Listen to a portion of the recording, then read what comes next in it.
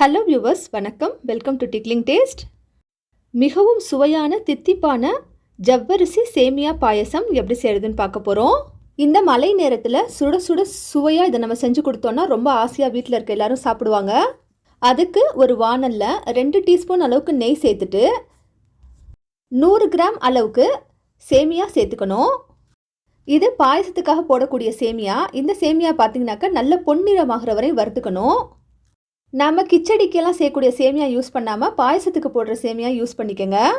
சேமியா பொன்னிறத்துக்கு வந்தோடனையும் அதை எடுத்து ஒரு பிளேட்டுக்கு மாற்றி வச்சிடணும். அதே வாணலில் 2 டீஸ்பூன் நெய் சேர்த்துட்டு 150 கிராம் அளவுக்கு ஜவ்வரிசி சேர்த்துக்கணும். இன்றைக்கி நான் எடுத்துருக்கிறது பார்த்திங்கன்னா மாவு ஜவ்வரிசி. 3லேருந்து 5 நிமிஷம் நல்ல மீடியம் ஃப்ளேமில் வச்சு ஜவ்வரிசியை வறுத்ததுக்கப்புறமா இதில் ஒரு 5 கிளாஸ் அளவுக்கு தண்ணி ஊற்றி இதை நல்லா வேக வச்சுக்கணும்.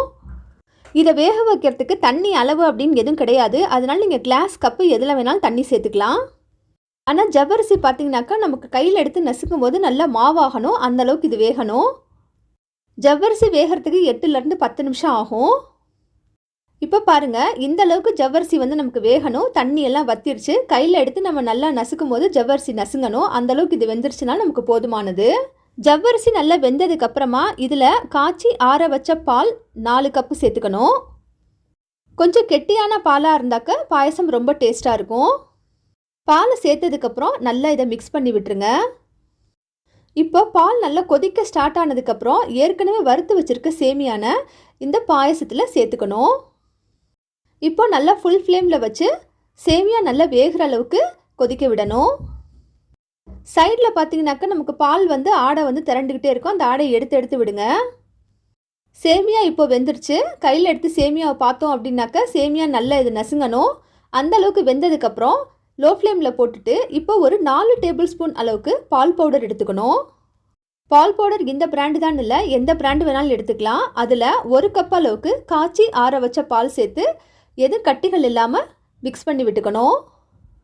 இதில் பால் பவுடர் ஏன் சேர்க்குறோம் அப்படின்னாக்க இந்த பாயசத்தோட டேஸ்ட்டை இன்னுமே அதிகப்படுத்துறதுக்காக சேர்க்குறோம். பார்த்திங்கன்னா எனக்கு 1 கப்பு நம்ம எடுத்தோம் பார்த்தீங்களா பால், அதுக்கு கரெக்டாக 1 கப்பு இந்த பால் பவுடர் மிக்ஸ் நமக்கு கிடச்சிருக்கு. இதை சேர்த்ததுக்கப்புறம் இமீடியட்டாக சர்க்கரை தேவையான அளவுக்கு சேர்த்துக்கணும். சர்க்கரையை சேர்த்துட்டு இதை நல்லா கம்ப்ளீட்டாக மிக்ஸ் பண்ணி விட்டுட்டு லோ ஃப்ளேமில் போட்டுருங்க. ஒரு நிமிஷம் அளவுக்கு இந்த பாயசம் அப்படியே கொதிக்கட்டும். வீட்டில் இருக்கக்கூடிய பொருட்களை வச்சு ரொம்ப அருமையான பாயசம் ரெடி பண்ணிட்டோம். பால் பவுடர் ஆப்ஷனல் தான், விருப்பமாக இருந்தால் சேர்த்துக்கலாம், இல்லைன்னா பரவாயில்ல. பால் பவுடர் பேக்கெட் நமக்கு 10 ரூபாயிலேருந்து 20 ரூபா வரையும் கிடைக்குது. அடுத்து இதில் 1 சிட்டிகை அளவுக்கு உப்பு சேர்த்துட்டு 1/2 டீஸ்பூன்லேருந்து 3/4 டீஸ்பூன் அளவுக்கு ஏலக்காய் தூள் சேர்த்துக்கணும். இப்போ இது எல்லாத்தையும் நல்லா மிக்ஸ் பண்ணி விட்டுட்டு 1 நிமிஷம் அளவுக்கு அப்படியே லோ ஃப்ளேமில் போட்டு கொதிக்க விடுங்க.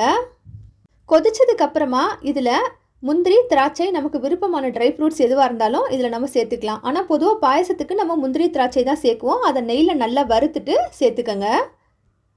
அதுக்கும் அப்புறம் ஒரு மிக்ஸ் கொடுத்துட்டு இதை அப்படியே ஆஃப் பண்ணி வச்சுருங்க. கொஞ்ச நேரத்தில் பார்த்தோம் அப்படின்னாக்கா பாயசம் நமக்கு இந்த அளவுக்கு நல்ல கெட்டியாயிரும். ரொம்ப சுவையான பாயசம் தயாராகிடுச்சு. ஈவினிங் டைமில் குழந்தைங்க ஸ்நாக்ஸ் கேட்கும்போது இந்த மாதிரி நம்ம பாயசம் கூட செஞ்சு கொடுத்தா அவங்களுக்கு ரொம்பவே நல்லது. ஏன்னா ஜவ்வரிசி உடம்புக்கு குளிர்ச்சி தரக்கூடியது. பிடிச்சிருந்தா லைக் பண்ணி சப்ஸ்கிரைப் பண்ணுங்கள். தேங்க்யூ ஃபார் வாட்சிங்.